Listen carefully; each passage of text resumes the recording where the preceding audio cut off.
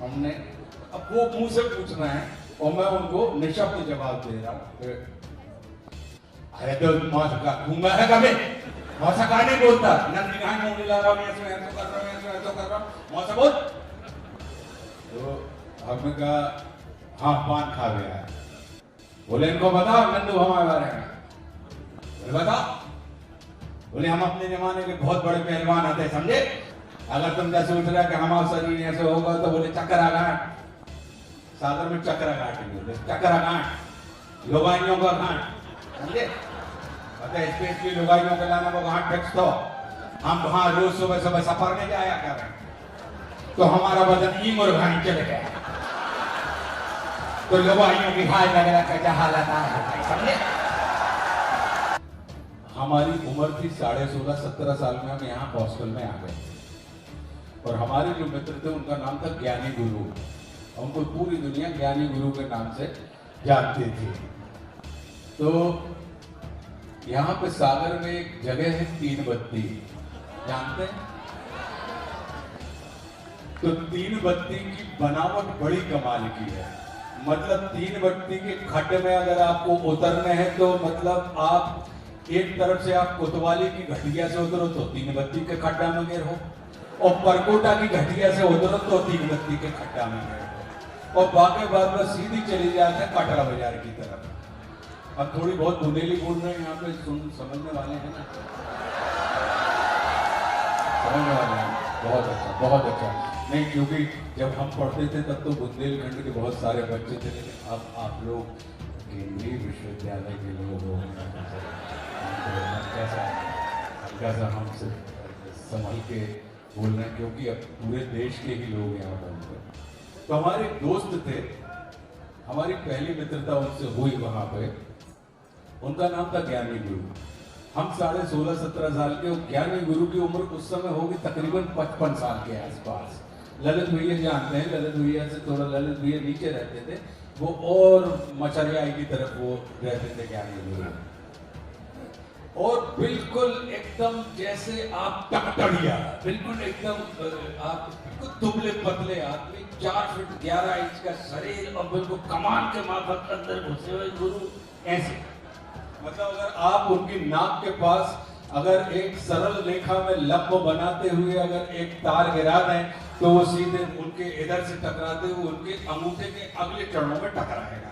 मतलब वो धनुष की कमान टाइप के वो ऐसे थे और बिल्कुल अंदर के दोनों गालें एक दूसरे से गुरु के इस गाल को ऐसा लगता था कि खड्डा गुरु का इस तरफ का गाल खींच रहा है बिल्कुल अंदर घुसे हुए और वो पान की दुकान पे बैठे रहते थे। और हम जब पहुंचे तो पहली बार हमने कहा भाई शहर का जायजा लेने के लिए सबसे पहले कहाँ जाना चाहिए। उस स्थान पर जाना चाहिए वैसा स्थान जहां से बड़ी बड़ी विभूतियां निकली हो और जो सर्वाधिक प्रसिद्ध हो। तो तीन बत्ती आते साथ हमको लगा कि तीन बत्ती स्थान है वहां पे लोग खड़े रहते हैं वहां चलना चाहिए। तो मैं अपने वहां पे पहुंचा मैंने कहा वहां पे क्या देखा तो पान की दुकान भी है तो वहाँ मिठाई की दुकान भी है वहां पर कपड़ा की दुकान भी है वहां पर अपने दवाइयों की दुकान भी फिर एक बंदूक वालों की दुकान थी। मतलब ऐसे उसको अगर आप देखेंगे जब हम एक पान की दुकान पर खड़े हुए डॉक्टर गौर की प्रतिमा के ठीक पीछे वो पान की दुकान हुआ करती थी अभी है अभी भी है होता ही है हाँ। तो उधर पर खड़े होती थी उधर पे एक मतलब आप ये मान के चलें कि ये जो रखो ना तो जाको एक आधो अगर अपन करते तो इतना मोटो पथरा बीच में से टूटो भाव उतने पे धरो उतने पे गुरु अपने टाकड़िया से बैठे नंदू अपने पान लगा रहे बैठे। हम जैसे ही उस दुकान पे पहुंचे तो गुरु की अंदर घुसी हुई 2 आंखें और हमारी बाहर निकली हुई 2 आंखें टकरा के 4 हो गई। टकरा के जब 4 हुई दोनों की तो गुरु ताड़ गए कि नया पंछी आया। तो गुरु ने हमसे पूछे कि क्या है नहीं आए हो। अब मैं 16-17 साल का लड़का मैंने कहा कि भैया अनजाने घाट पे और अपरिचित घाट पे बिना जाने समझे नहीं बैठना चाहिए। तो हमने कुछ जवाब नहीं दिया, हम यूं खड़े रहे। तो हमने सिर्फ बिना बोले उनको कि अपने आप को नया क्यों बताएं, अगर नए बताएंगे तो लुट जाएंगे। तो हमने इशारे से ही उनको ऐसे किया। तो गुरु ने ऐसे देखा, बोले कि यूनिवर्सिटी आए हो। तो हमने मुंडी नहीं हिलाई क्योंकि झूठ नहीं बोल पा रहे थे हमने यूं किया, हम ऐसे ऊपर की तरफ देखने लगे। तो पान खा के आए हो। हमने, अब वो मुंह से पूछ रहे हैं और मैं उनको निशब्द जवाब दे रहा हूं। अरे तो मौसा का खूंगा है कभी, मौसा का नहीं बोलता, नंदी कहां मुंह मिला रहा हूं, ऐसे ऐसे कर रहा हूं, ऐसे ऐसे कर रहा हूं, मौसा बोल। तो हमने कहा हाँ पान खा गया है। बोले इनको बताओ नंदू हमारे बारे में। बोले बताओ। बोले हम अपने जमाने के बहुत बड़े पहलवान आते समझे। और उन्होंने जितने पहलवानों के नाम बताए वो उस समय और मध्य प्रदेश की श्री और ऐसी वाली स्थिति में थे और बड़ी बड़ी हस्तियों के नाम बता रहे थे गुरु। तो मुझे बड़ा आश्चर्य हुआ और मेरी आंख में उनको अपने इस कथन के ऊपर अविश्वास दिखाई दिया गुरु को।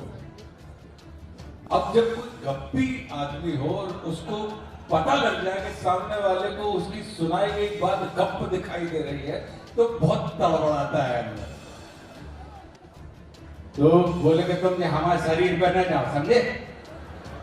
अगर तुम क्या सोच रहा कि हमारा शरीर ऐसे होगा तो बोले चक्कर घाट, सागर में चक्कर घाट, चक्कर घाट लुगाइयों का घाट समझे। अतः स्पेशली लुगाइयों के लाना वो घाट फिक्स दो। हम वहां रोज सुबह सुबह सफर में जाया कर रहे हैं तो हमारा वजन ईम और भाई चले गया तो लुगाइयों की हाल लग रहा कैसा हालत आ रहा है समझे। तो उन्होंने उसका तर्क भी दिया उन्होंने। और वो तर्क ऐसा था कि मतलब इसको आप विज्ञान भी नहीं काट सकता क्योंकि अज्ञान का तर्क है कि हाय लग लग के उनके ईगो भाई चलकता हुआ बदन और जस्टिफाई उनको करना है कि वो अपने जमाने के बहुत बड़े पहलवान थे। तो हमारी उनकी ये बात सुन के हमारी हल्की सी हम थोड़े रिलैक्स और हम हंसे। हमको हंसता देख के उनको भी लगा कि अब मामला आइस जो है वो पिघल चुकी है, बर्फ पिघल चुका है। तो अब उन्होंने संवाद स्थापित करना शुरू किया। वो हमारे पहले मित्र थे सागर शहर के और उन्होंने बताया कि बोले अच्छो करोगे तुम यूनिवर्सिटी आ गए तो वहां में देखा दिमाग में बड़े ठीक ठाक आदमी लग रहे हो। बेटा यूनिवर्सिटी की पढ़ाई काम करे चाहे न करे, मनो 3 बत्ती को जो खड्डा तुम्हारी जिंदगी में बहुत बड़ा रूल अदा करे वाले जो हमें देखा रहेंगे। बोले बेटा अब इतने से 2 रास्ता है कि तुम्हें इतने बातों वाले भी मिल जाए, बातों के भूत भी मिल जाए और लातों के भूत भी मिल जाए समझे। तो बोले अब जब तुम्हारे ऊपर है कि तुम इतने से चाहो तो जो एक रास्ता इतने से कोतवाली की तरफ भी जा सकते बेटा और एक रास्ता परकोटा की तरफ भी जा। परकोटा समझ रहे, परकोटा मतलब राजकाज। तो इतने से आदमी राजकाज में भी बड़ी हो, इतने से आदमी पुलिस वालों की तरफ भी है ना गुंडागर्दी में भी आज की तारीख में धन है। तो अब जब तुम्हारे ऊपर हो जो नीचे को रास्ता तुम देख रहे है जो व्यापारियों को मंडी होता है कमाने जाना है इनके पास तो सिवाय खंजरी बजा भी के अलावा और कोई काम नहीं है समझे बेटा। जैसे सिंहासन बत्ती सी का साहित्य में महत्व है वैसे सागर में 3 बत्ती का महत्व है बेटा। इसे पे तुम फास्ट वाले के चक्कर में न पड़ी हो, वो बेटा कम है या ठीक है मतलब उसका कैरियर लंबा होता है। बोले इधर से तुम गुगली मारो, गुगली डालना सीखो। बोले देखो मानो विकेट ज्यादा मैंने और लंबे चलो। तो बोले बेटा ऐसे तमाम जो चीजें हैं और हम तुमको एक सूत्र बता रहे हैं। वो सूत्र है सो कि बोलो चालो बको मत, खाओ पियो छको मत, देखो भालो तको मत और खेलो कूदो थको मत। तो ये मुझे बताया गया था तो ये आप कह रहे थे कि इसको पूरा सुना दें। तो पूरा सुनाने के पीछे ये पूरी